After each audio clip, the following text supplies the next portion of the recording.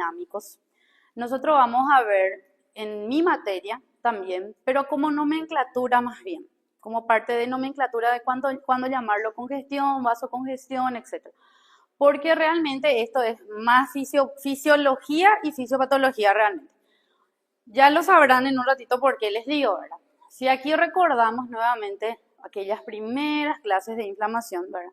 Decíamos que los síntomas cardinales eran el dolor, rubor, tumor, después, calor era acá, calor, rubor, tumor, dolor y impotencia funcional, ¿verdad?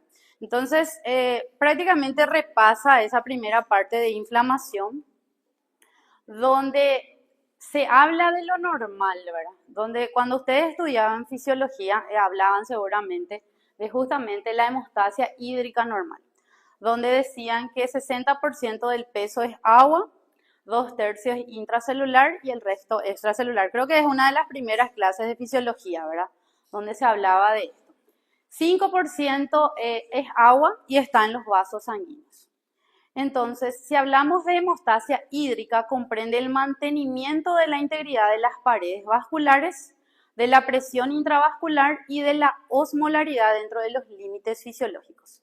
Significa también mantener la sangre en estado líquido, hasta que ocurra una lesión y se requiera formar un trombo, ¿verdad? Entonces, si hablamos de la parte fisiológica, nos dice que la salud de las células y los tejidos depende de la circulación intacta y de la homeostasia hídrica por otro lado. Ahora, la incapacidad de mantener en estado hídrico lo que es los cambios de volumen y presión, las alteraciones en la función del endotelio llevan a que el movimiento neto de agua influyan en las paredes del vaso y se genere lo que es el término edema, que seguramente también estudiaron bastante en fisiopatología. Ahora, edema como tal aquí nosotros vamos a definir como un aumento de líquido en los espacios intersticiales. Esto depende de la localización para llevar su nombre, ¿verdad? Hidrotórax, que sería la presencia de líquido en el tórax, ¿verdad? Hidropericardio, en el pericardio, hidroperitoneo o ascitis, ¿verdad? Y la anasarca, que es un edema grave y generalizado con hinchazón del tejido subcutáneo profundo. Entonces, la anasarca, que es un edema generalizado. Ahora, si hablamos de la morfología, tanto macroscópicamente, o sea, por la clínica, es fácil de identificar cuando hay edema, ¿verdad? Y microscópicamente ustedes también ya lo identifican en el laboratorio, porque en varias ocasiones escribieron edema como descripción de alguna de las alteraciones anatomopatológicas. Aquí vemos como un aclaramiento, ¿verdad? Un aclaramiento, eso que parecían caminitos que decíamos, ¿verdad? Una separación de la matriz extracelular que era fácil de identificar en el microscopio, ¿verdad? Aunque cualquier órgano puede verse afectado, lo más frecuente es tejido subcutáneo, pulmón y cerebro. Y como ya lo mencionamos, el edema generalizado se llama anasarca. Ahora, el edema en partes corporales, como por ejemplo las piernas, sacro decúbito, son más característicos en la insuficiencia cardíaca congestiva, particularmente del ventrículo derecho.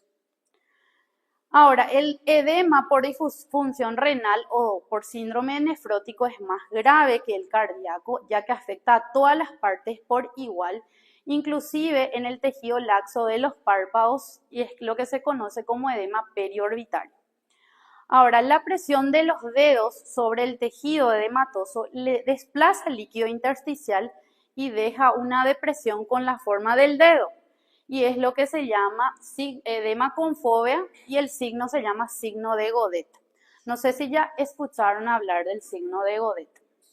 ¿Ya escucharon hablar en fisiopatología o en fisiología? En fisiopatología. Bueno, y es algo que en la vida real, como dice, van a aplicar y hay una tabla para saber el grado de edema, ¿verdad? Entonces, el grado, ustedes cuando hagan una historia clínica, porque realmente esto se usa en la historia clínica bastante, y van a usar si tienen un paciente con edema, ¿verdad? Entonces, y van a tener que poner una cruz, dos cruz, tres cruz o cuatro cruces. ¿Cuál es el nivel de edema de ese paciente? Entonces, como ya les dije al inicio de la clase, esto es más bien de nomenclatura para poder ver dónde se utiliza. ¿Ver? Entonces, el tipo 1 o el grado 1 es leve, sin distorsión visible del contorno y desaparece casi de manera espontánea. Entonces, es un edema bien sutil. El grado 2 o 2 cruces se dice de presión hasta 4 milímetros, pero realmente cuando uno tiene práctica, esto a ojímetro ya hace, ¿verdad? Y esto desaparece en 15 segundos aproximadamente. Ahora, llamarlo grado 3 o 3 cruces ya es una depresión de hasta 6 milímetros y se recupera en un minuto. Y el grado 4 o 4 de 4, como ven aquí, es una depresión profunda, ya es hasta 1 centímetro, ¿verdad? Y esto ya persiste, tarda en desaparecer de 2 a 5 minutos. Esta sería la depresión que queda, ¿verdad? La fobia, ¿verdad? O el Godet positivo y ustedes van colocando cuántas cruces es, ¿verdad? Van a usar si tienen un paciente con insuficiencia cardíaca, ¿verdad? Que es algo muy común que van a ver en su práctica de clínica médica. Ahora, ¿cuáles son las causas, verdad? Tienen aquí desde lo que es por el aumento de presión hidrostática, como la insuficiencia cardíaca, pericarditis, por disminución de la presión osmótica como glomerulopatías y malnutrición, obstrucción linfática por una neoplasia, por un proceso inflamatorio, postquirúrgico, postradiación. Luego tienen por retención de sodio, ingesta excesiva o aumento de la reabsorción tubular de sodio y en procesos inflamatorios agudos, crónicos o angiogénesis donde pueden ver ustedes estos signos, ¿verdad? De fobia o de Godet. Como dijimos, el edema es fácil de diagnosticar por la clínica donde es visible ya por la macroscopía, por la clínica, ¿verdad? La zona afecta y el signo de Godet se utiliza para poder grabar y decir cuál es el grado del edema y está en la historia clínica y se van a acordar cuando realicen, ¿verdad? Ahora, como dijimos, la homeostasis depende de la integridad de las paredes, del mantenimiento de la presión, de la osmolaridad, del mantenimiento del estado líquido de la sangre. Pero si existe una lesión, ya sea donde hay una hipoxia o hay una isquemia, esto hace que se activen y se formen los coágulos y se formen trombos o émbolos. Y es lo que lleva a lo que es un infarto. Ahora, la hemorragia, el término hemorragia significa ya compromiso de la perfusión ística de esa zona y puede llevar a hipotensión y muerte. Entonces, ¿cuáles son los tipos más frecuentes de edema? ¿Verdad? Aparte de lo que vimos en piel, ¿verdad? En tejido subcutáneo, tenemos lo que es prácticamente el tejido subcutáneo donde es bastante llamativo y tenemos que ver las causas, ¿verdad? Aquí, por ejemplo, nos da de ejemplo, valga la redundancia, insuficiencia renal o cardíaca. El edema pulmonar que provoca dificultad respiratoria y se van acumulando los tabiques y el intersticio también de este líquido que ustedes han estudiado y han visto, por ejemplo, en la neumonía, ¿verdad? Donde veían que había congestión dentro de los alvéolos, ¿verdad? Esto también de los tabiques se refiere a aquello que habíamos estudiado con formación de membranas hialinas, por ejemplo, en el síndrome de dificultad respiratoria aguda. Y el edema cerebral que puede ocasionar una hernia, comprimir los vasos, lesionar el bulbo y provocar la muerte. Y vamos a ver algunas autopsias sobre eso. Entonces, como vemos aquí, el signo utilizado es el signo de Godet, ¿verdad? Ahora, el edema puede existir en varios contextos. Este, por ejemplo, es un edema de la glotis. ¿Cuál podría ser la causa de un edema de un shock, ¿verdad? Un shock anafiláctico. Del otro lado vemos un edema bilateral. O sea, ahí a simple vista vemos de los dos brazos. ¿Cuál podría ser la causa? Realmente tenemos que examinarle al paciente por completo, ¿verdad? Para ver si es generalizado o no, ya que el generalizado más bien responde a patologías del riñón, ¿verdad?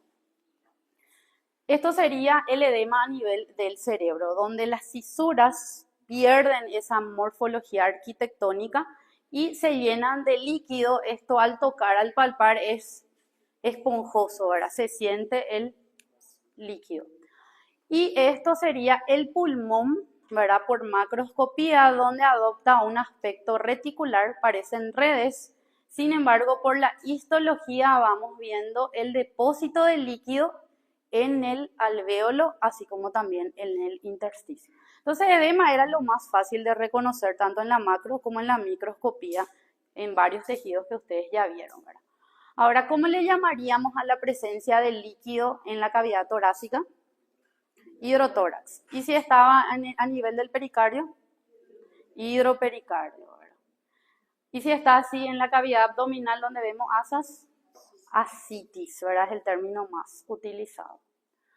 Ahora hay otros dos términos también conceptuales. Por un lado, hiperemia y por otro lado, congestión. Hiperemia se refiere a la dilatación arteriolar o arterial que causa un aumento de flujo en los capilares. Ahora, el término congestión es un término pasivo donde existe una coloración azulada rojiza y hay un remanso de sangre, un remanente de sangre. Esta sangre es sangre venosa, por lo tanto, desoxigenada. Y vamos a entender esto. Por anatomía, ustedes recuerdan que la arteria irrigaba un órgano y esto era recolectado por las venas. Sería esta la imagen normal. Ahora, si nosotros hablamos del término hiperemia, nosotros vamos a decir es un proceso activo donde llega sangre, aumenta de volumen el órgano y esto ocurre en ciertas situaciones donde hay vasodilatación. Cuando hacen mucho ejercicio físico, por ejemplo, hacen una corrida, ¿cómo se queda la cara? De un color rojo, a eso se le llama hiperemia. Una quemadura también sería un ejemplo de lo que es hiperemia. Ahora, el término congestión, ¿verdad? Le llaman un proceso pasivo, donde también hay un aumento de volumen en el órgano, pero es por un impedimento, como ven aquí. Es un impedimento que hace que no salga esa sangre, que se vaya acumulando, haya ese remanso, ¿verdad? Como aquí nos dice, impedimento del retorno venoso de la sangre desoxigenada. Entonces, hiperemia, como dijimos, y congestión debemos de separar. Por un lado, la hiperemia se considera activo, hay un aumento de flujo de sangre y hay dilatación arteriolar. Por ejemplo, nos dice hiperemia en el músculo esquelético durante el ejercicio desencadena como un proceso inflamatorio. El tejido afectado está más rojo por la ingurgitación de sangre oxigenada. Hiperemia, entonces, generalmente es bastante común. Los tejidos se tornan hemorrágicos y húmedos. Y aquí, por ejemplo, vamos viendo un ejemplo de hiperemia donde se ve como una vasodilatación, los vasos llenos de sangre, llenos de hematíes. Ahora, congestión se considera un proceso pasivo, hay reducción del retorno venoso, puede que sea sistémico como una insuficiencia cardíaca, puede que sea local por una obstrucción venosa aislada. El tejido adquiere un color azul, o sea, hay cianosis y hay acúmulo de hemoglobina poco oxigenada en esa zona. Ahora, se habla de congestión pasiva crónica cuando hay estasis de sangre poco oxigenada y que va provocando la muerte y degeneración de células parenquimatosas que vamos a ver en un ratito. La congestión pulmonar aguda, por ejemplo, puede que los capilares estén ingurgitados de sangre, que haya edema, que haya hemorragia intraalveolar, puede que los septos estén engrosados y fibróticos y se vayan acumulando macrófagos. También existe la congestión hepática aguda, donde la vena central y los sinusoides están distendidos de sangre y pueden llevar a una hipoxia y ocasionar un hígado graso o cambio graso. También puede que esta congestión afecte las regiones centrales.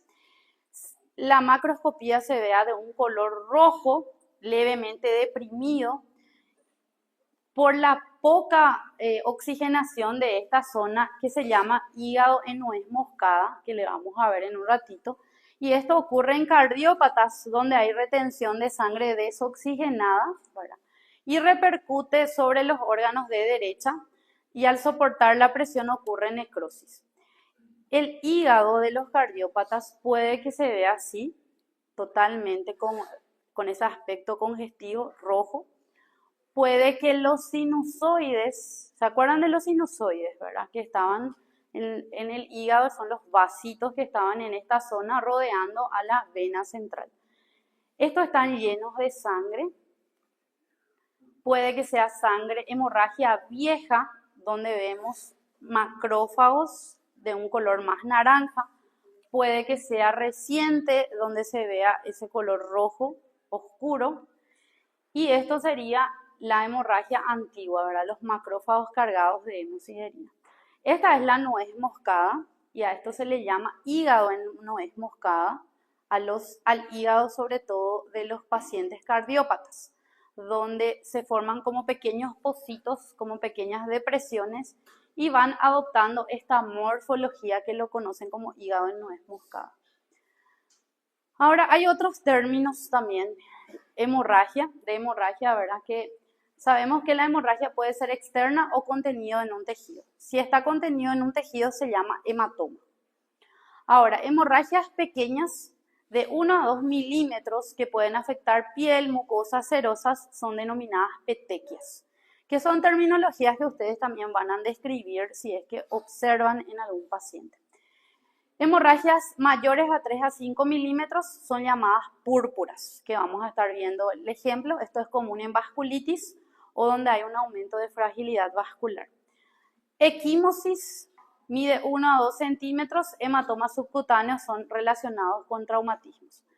Entonces, según los términos, esta imagen de esta autopsia cerebral, ¿cuál de los términos les parece que es? ¿Hematoma, es petequia, es púrpura?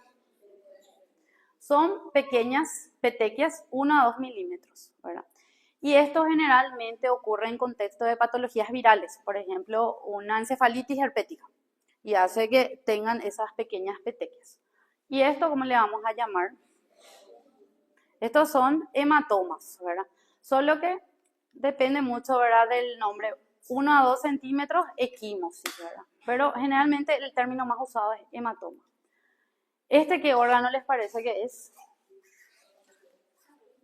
Es el cerebro, ¿verdad? Es una hemorragia intracraneal, ¿verdad? Masiva. Prácticamente rompió. ¿Y esto?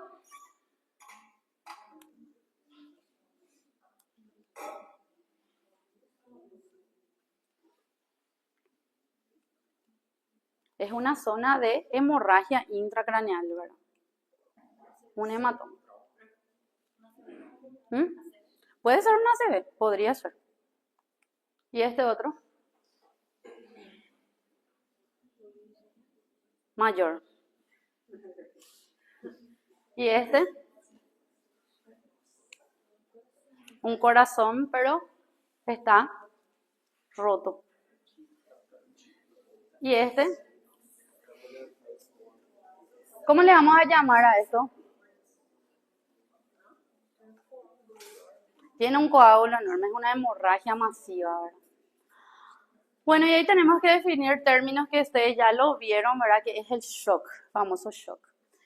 El shock lo definimos como colapso cardiovascular, ocurre hipotensión sistémica por reducción del gasto cardíaco o volumen sanguíneo, y esto hace que se altere la perfusión tisular y lleve a una hipoxia. ¿Cuáles son las causas? En un examen era que coloqué cite las causas de shock. Igual no pudieron completar y era 3 solamente. Y esto no es tanto ni de mi materia, ¿verdad? Es más de fisiopato, ¿verdad?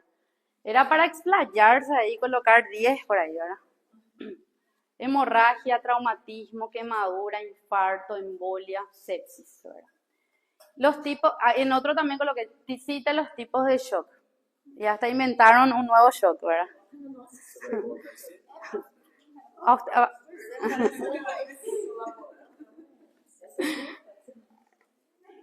Pero de verdad se equivocan de nuevo a veces esas preguntas que parece que vos decís, nunca se van a equivocar y igual se equivocan.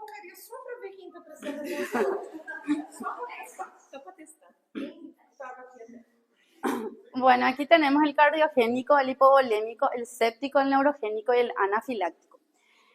Y en ellos hay un insuficiente aporte de oxígeno y nutrientes, así como eliminación inadecuada de metabolitos. La hipoxia provoca el paso de un metabolismo aerobio a uno anaerobio, ¿verdad? El séptico, por ejemplo, nos da un ejemplo, valga la redundancia, ¿verdad? La piel está inicialmente caliente y luego hay una vasodilatación periférica. Ahora, como vemos aquí, un caso de paciente grave con shock séptico. Esta escala no es para que ustedes estudien. Esta escala de sepsis, en realidad yo les coloqué para que les sirva de resumen para cirugía, porque esto se evalúa en los pacientes. Es para que ustedes tengan para su resumen nada más, ¿verdad? Es para que tengan, van a leer en algún momento de su vida, ¿verdad? Porque son criterios de sepsis y generalmente le gusta mucho a los cirujanos, ¿verdad? Toda esta parte.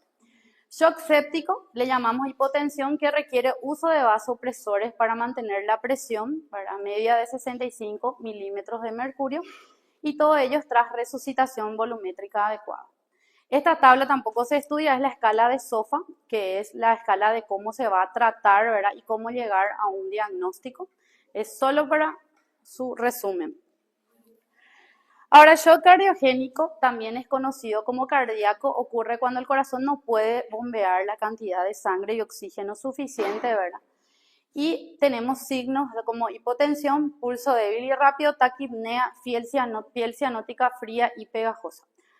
¿Cuáles son las causas principales? El IAM.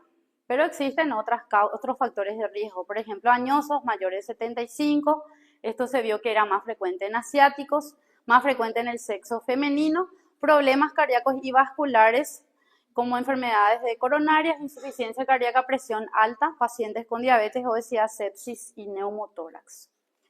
Y aquí básicamente nos habla de los estadios del shock cardíaco, ¿verdad? En el estadio A, que es, le llama en riesgo, sin hipotensión o hipoperfusión. El B, empezando el pre-shock, hipotensión, taquicardia y sin hipoperfusión. El C ya es clásico, hipoperfusión sin deterioro. El estadio D ya es deterioro, hipoperfusión con deterioro. No shock refractario y el estadio E ya es extremo, hipoperfusión con deterioro y shock refractario. Seguramente que esto vieron mejor en fisiopato, ¿verdad? Ahora, el hipovolémico básicamente se caracteriza por un volumen sanguíneo disminuido de tal manera que el llenado es inadecuado. Y nos habla de los síntomas, desde oliguria, confusión, frialdad periférica y los síntomas ya sea como disnea, taquipnea y taquicardia. Entonces, es una afectación grave que hace que el corazón sea incapaz de bombear cantidad suficiente de sangre al cuerpo y este tipo de shock puede llegar rápidamente a una falla multiorgánica. Las causas principales tenemos desde pérdida de sangre, un shock hemorragia, por ejemplo, traumatismo, hemorragias internas, úlceras en el estómago, por ejemplo, también podrían ser una causa. Pérdida de agua y electrolitos, vómitos y diarreas importantes. Esto es medio raro, pero puede llegar a ocurrir, ¿verdad? Pérdida de plasma como en pacientes quemados. Tenemos taquipnea, taquicardia, confusión, mareos, frialdad y palidez. El ojo el ojo generalmente se hunde, es seco, la lengua es seca, debilidad generalizada, disminución de la diuresis y se tiene que llegar a un diagnóstico rápido. Ahora, la anafilaxia que vimos al inicio, cuando hablábamos de shock, se habla de una instauración rápida, generalmente afecta, cuando hay este shock, afecta rápidamente al corazón con caída de la presión arterial. Y justamente ahí tenemos el caso de un perrito, ¿verdad? Donde generalmente, no sé por qué, pero siempre les pica la abeja en su nariz o en su boca, ¿verdad? Ya le pasó a mi perrito esto. Los síntomas entonces inician ya en minutos, ¿verdad? Donde ya se ve ese edema, en este caso hasta del ojito, ¿verdad? Y generalmente esto puede ir pasando por horas y depende mucho de la genética del paciente. Hay pacientes que en minutos pueden llegar a fallecer de un shock anafiláctico. Esta imagen, este dibujito también habíamos visto en los primeros días de clase donde hablábamos de que puede ocurrir desde reacciones ya en la piel, como formación de pequeñas máculas, ¿verdad? La presión baja, hay constricción de las vías respiratorias de la lengua, de la garganta, puede haber ese edema de glotis como vimos en la imagen el día de hoy. El pulso es débil y rápido, náuseas, vómitos y diarrea, mareos y desvanecimiento. Ahora, el menos común es el shock neurogénico. Seguramente así también lo han desarrollado, ¿verdad? Esto generalmente hay confusión, falta de lucidez, pérdida de conciencia. ¿Dónde ocurre generalmente? Este es un estado de desequilibrio entre lo que es la regulación simpática y parasimpática. Generalmente ocurren lesiones en este sector que aquí nos muestra, ¿verdad? Por ejemplo, nos dice, entre el occipital y C3, por un traumatismo, por ejemplo, un accidente de tránsito. O otras causas, como dicen, síndromes menos comunes como el Guillain-Barré, neuropatías, injurias al nacimiento, eran recién nacidos que puede llegar a ocurrir también. Por arriba de T6 es la zona de riesgo para el shock neurogénico o medular. Continuar a eso, pero vamos a terminar antes del receso. Trombosis, embolias e infartos son términos que ustedes ya estudiaron en la primera parte y vuelve a ser como un repaso. La hemostasia normal, su función es mantener la sangre en estado fluido sin coágulos. ¿Verdad? Formar rápidamente en un sitio donde haya daño, si es que lo hay. La trombosis es el equivalente patológico de la hemostasis. Se forma un tapón si es que hay un vaso que está dañado y tenemos tres factores que intervienen: el endotelio, las plaquetas y el sistema de coagulación. Habrán desarrollado el año pasado en bioquímica la famosa cascada de la coagulación, ¿verdad? Entonces, la hemostasia es que el endotelio esté intacto, esto es mantenido por propiedades endoteliales antiplaquetarias, anticoagulantes y fibrinolíticas. Pero esto puede verse afectado si hay algún tipo de factor hemodinámico, algún tipo de agente infeccioso o alguna citoquina que esté activando. Entonces, mientras que el endotelio limita, nos dice aquí, si hay un daño, por ejemplo, el endotelio limita la formación del coágulo, ¿verdad? Y hace que se forme hasta cierto punto, pero si esto sobrepasa, se van formando los famosos coágulos, ¿verdad? Y tenemos tres factores que son causantes, vamos a decir, de la trombosis o que favorecen la trombosis. Si hay un daño en el endotelio, si hay una turbulencia o estasis o si hay la hipercoagulabilidad, sobre todo en pacientes predisponentes. Y este se conoce como triada de Virchow. Entonces, el daño endotelial puede ocurrir, por ejemplo, en el contexto de un paciente con infarto, con aterosclerosis, o disfunción en el endotelio, un paciente hipertenso, ¿verdad? O sea, es bastante común. Existen patologías más raras como la homocisteinuria, por ejemplo, donde hay un aumento de cisteína en los pacientes. Esos son casos muy raros, ¿verdad? Hipercolesterolemia. Radiación y humo de cigarrillo también son descritos como probables factores causantes del daño en el endotelio. Ahora, alteración del flujo, ¿verdad? De que haya estasis y turbulencias, que se rompa el flujo laminar. Esto depende mucho de los procoagulantes. Es común en infartos, aneurismas, estenosis, placas aterosclerósicas o síndromes de hiperviscosidad que son más raros. Y la hipercoagulabilidad generalmente ya son problemas en la cascada de coagulación. Y esto ya sí es raro, ¿verdad? Por ejemplo, mutación en el factor 5 de Leiden, ¿verdad? Que menciona, ¿verdad? Resistencia a la proteína C, ¿verdad? Hiperhomocisteinemia, déficit de antitrombinas 3. Seguramente se acuerdan de esos nombres de la cascada de la coagulación. Esto ya es raro, ¿verdad? Ahora, ¿cómo nosotros reconocemos los trombos arteriales y venosos?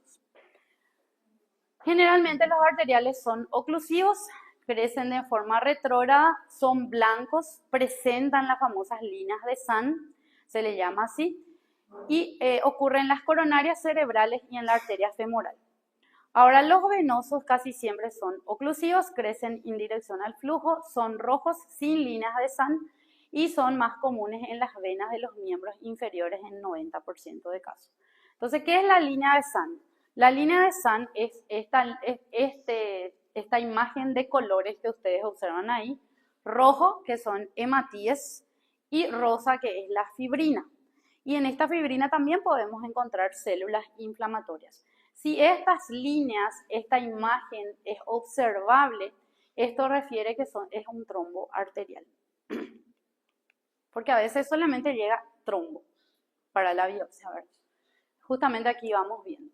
Doutora, no caso do infarto, quando eles falam que é completo, que tem o trombo rojo e No, eso depende mucho también de si es transmural o no. ¿Te acuerdas cómo se clasificaba el infarto de la clase pasada? Es de eso y ver el vaso, analizar el vaso. Este, por ejemplo, como ves ahí, es un coágulo que ocluyó completamente el vaso, ¿verdad?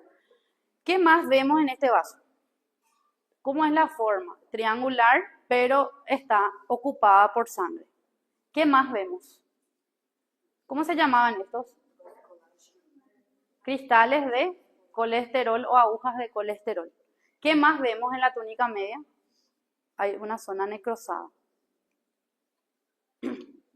Si nosotros miramos las capas de ese vaso, vamos a ver aquí en la íntima hemorragia e inflamación. Aquí entre la íntima y la media vemos también un montón de depósitos de cristales de colesterol. Y aquí la túnica media, la otra parte parece conservada. Estos son las famosas agujas o cristales de colesterol. Ahora, este es pulmón, ¿verdad? En este caso, por ejemplo, se observa un tromboémbolo en pulmón. Y ahí vamos a ver cuál es el más probable de que se trate esto. Si nosotros miramos y decimos esto es un vaso, vamos a ver que prácticamente la luz está ocluida y hay hemorragia en las capas. Este es un trombo organizado, hizo como inclusive como pequeñas tabicaciones por dentro, pero es el émbolo. Ahora, eso es lo que les quería decir, ¿verdad? Esta parte. Un émbolo es conocido como una masa sólida, puede ser líquida o puede ser gaseosa. Y esto es transportada por el torrente sanguíneo hasta un sitio distal. Por ejemplo, las embolias pulmonares, que justamente aquí vimos en esta imagen. Esto, lo primero que se piensa en una autopsia es que esto viene de las venas profundas de la pierna, según la estadística. En 95% de casos puede ocurrir una muerte súbita, un cor pulmonar derecho o infartos y hemorragia. Ahora, el embolismo sistémico, si encontramos a nivel del corazón, ¿verdad? Origen cardíaco, 80% de casos es secundario a un infarto agudo de miocardio. Puede que también sea de los miembros inferiores del cerebro y vísceras, pero en menos porcentajes.